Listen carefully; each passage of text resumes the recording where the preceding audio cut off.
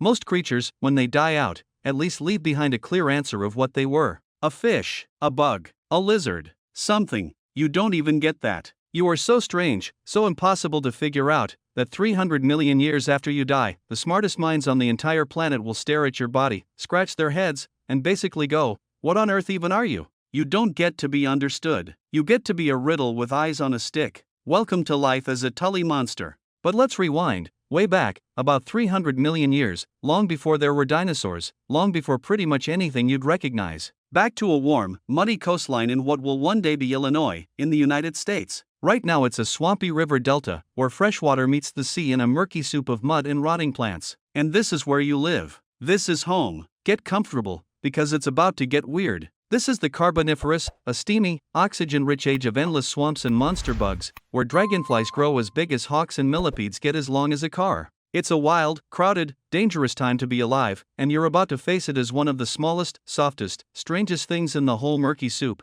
Let's start with your body, because honestly, your body is the whole problem. You look like nature grabbed a handful of random spare parts and slapped them together on a dare. Your body is a soft, squishy, torpedo-shaped tube, segmented like a swimming sock, with a little tail fin at the back to push you through the water. So far, kind of normal. And then it all goes off the rails. Sticking out of the front of you is a long, skinny snout, way longer than seems reasonable, like a flexible straw glued to your face. And at the very tip of that snout, not a mouth where a mouth should be. Instead, there's a claw. A tiny grabbing claw lined with little teeth, dangling at the end of your ridiculous nose arm. That's how you eat. You don't bite things with your face. You reach out with the long arm growing out of your face, grab tiny prey with the toothy pincer at the end, and pull it back to actually swallow it. Imagine eating dinner only by using a grabber tool attached to your forehead, and you've basically got it. But we're not done, because we haven't talked about your eyes yet. And your eyes are the cherry on top of this nightmare sundae. Your eyes aren't on your head like a normal animal. Oh no.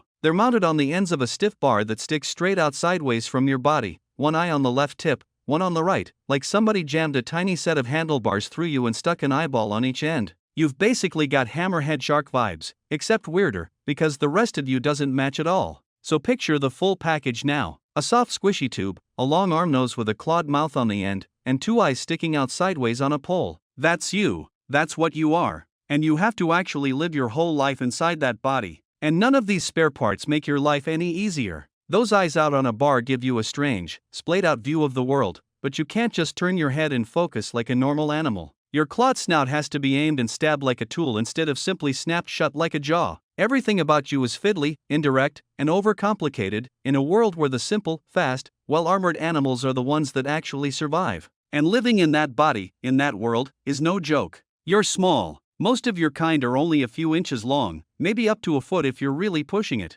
You're soft all over, with no hard shell, no real armor, nothing tough to protect you. You are, for all intents and purposes, a soft little snack drifting around in a swamp full of things that are bigger and hungrier than you. Early sharks cruise these waters. Armored fish patrol the murk. Big nasty arthropods lurk in the muddy shallows. And there you are, a bite-sized squishy noodle with eyes on a stick, trying not to get eaten. So you do your best. You drift through the cloudy water, scanning with those weird side-mounted eyes, looking for anything small enough to grab. When you spot a tiny worm or a soft little creature, you stab out with that long snout, snap the claw shut on it, and reel it back to your body. You're a predator, technically, but a tiny one, hunting tiny things in the gloom while bigger predators hunt you. Every day is the same gamble: catch enough little stuff to survive, without becoming a meal for something with way bigger teeth. And because you're so soft, with nothing hard to protect you, you don't exactly go down swinging. If something grabs you, that's it. There's no thick shell to crack, no spines to spit out, no bony skeleton to fight back with.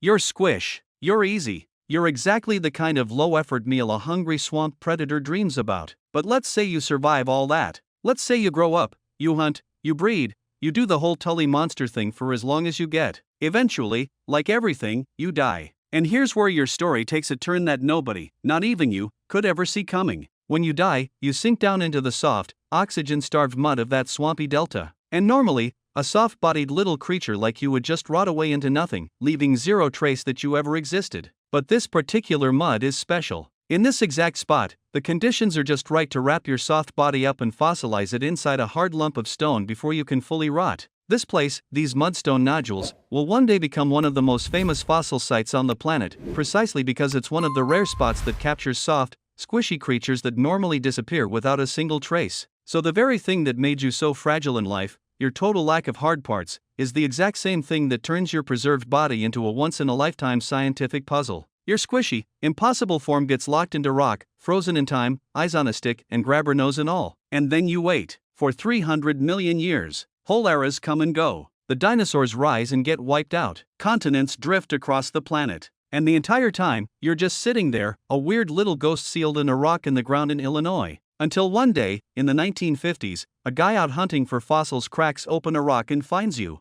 His name is Francis Tully, just an amateur out poking around the old strip mines, and the second he pries open that rock and sees you, he knows he's found something nobody has ever laid eyes on before. He brings you straight to the experts, fully expecting them to tell him what you are. They can't, and he has absolutely no idea what he's looking at. Nobody does. You are so bizarre that you instantly become one of the most famous mystery fossils on the planet. They named the whole creature after the guy who found you. You even get made the official state fossil of Illinois. Congratulations, you're a celebrity. A celebrity that no one can identify. Because here's the kicker, the thing that really makes being a Tully Monster a special kind of cursed. Even now, with all our science, with powerful microscopes and scanners and the brightest experts alive, nobody can agree on what you actually were. For decades, scientists have gone back and forth, basically arguing over your dead body. At one point, a team looked at you closely and announced, "This thing was a vertebrate, an animal with a backbone, maybe some weird cousin of the lamprey. Case closed, right?" Nope.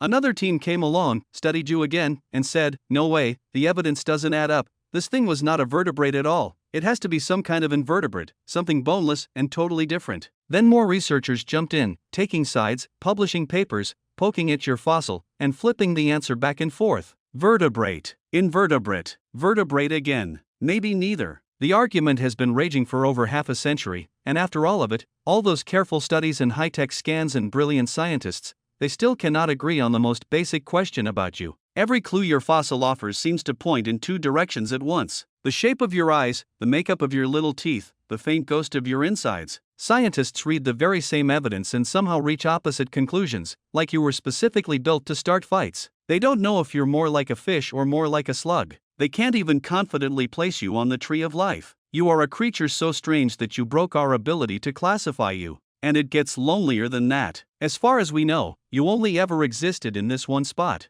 One muddy little patch of ancient Illinois. Your kind isn't found anywhere else on Earth, in any other place, in any other time. You showed up in one tiny corner of one ancient swamp, lived your bizarre little life, and vanished, leaving behind nothing but a pile of confusing fossils in a single location and a question that nobody can answer. So let's go all the way back to the start. You were born so weird that the universe itself seems unsure what to do with you. You begin life as a soft, squishy tube with a clawed arm for a nose and eyes mounted sideways on a pole. You spend your days as a tiny, defenseless snack hunting smaller snacks in a murky swamp full of bigger predators, one bad moment away from getting gulped down with zero resistance. You die and sink into the mud in the one place on the planet that will freeze your strange body into stone. And then, 300 million years later, your big reward for all of it is to become science's favorite headache. You get dug up, marveled at, named, made into a state symbol, and then argued over endlessly by the smartest people alive, who study you for decades and still walk away admitting they have no clue what you even were. You don't get to be a fish. You don't get to be a worm. You don't get to be anything.